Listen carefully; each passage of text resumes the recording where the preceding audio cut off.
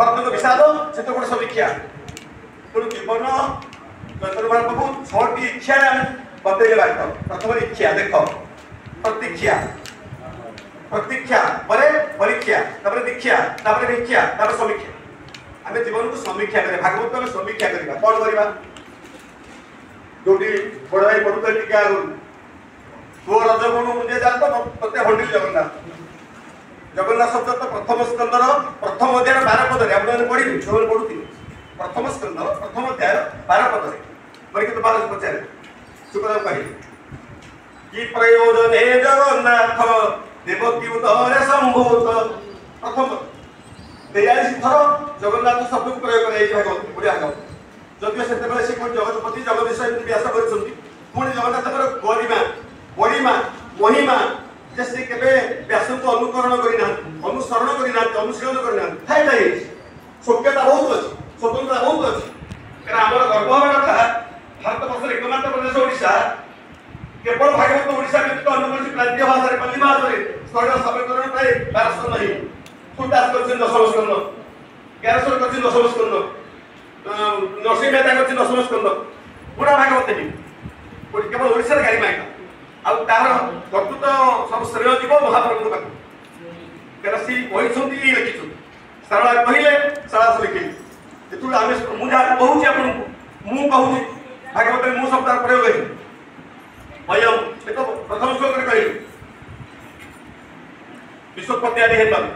तापत्र निवासाय श्रीकृष्ण भयम नाम कहीं ना जड़े पढ़ुची कि भयम नाम कहूँ आंभे मान किसी ना सब समस्त एमती तू प्रयोग जगन्नाथ भागवत बेसी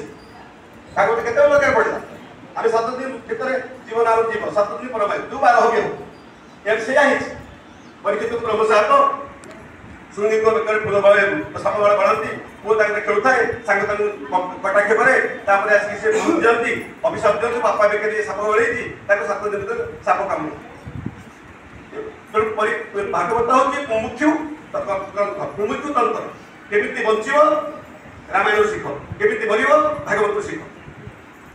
ये स्पष्टीकरण करागला जे भागवत विषाद परीक्षित विषाद पुणी विषाद तो अर्जुन विषाद गीतार 5 पढ़ा युद्ध इत्यादि इत्यादि प्रसंग किंतु ये भौतिक विषाद नुह ये परमार्थ विषाद ये प्रायोजन विषाद तात्पर्य विषाद जो विषाद विषाद प्रयोज्यता अच्छी तात्पर्यता अच्छी वैशिष्टता अच्छी प्रेरणात्मकता अच्छी परमार्थता अच्छी आउ भगवत केन्द्रिकता अच्छी जगन्नाथ केन्द्रिकता अच्छी एमती विषाद जहाँ किए निर्मला आप शुणुले माँ कहले मुझे बुझीपारूनी एमती कि गीता प्रेसर लिखाए लिखाई मुढ़ामुढ़ी शब्द पुराण पढ़ा भाई दुख लगे भागवत 4 वर्ष कर्णवेद 8 वर्ष उपनयन 6 वर्ष माने प्राय सबू ग्रंथ गुड़िक आहरण कर भगवत कृपा केवे हम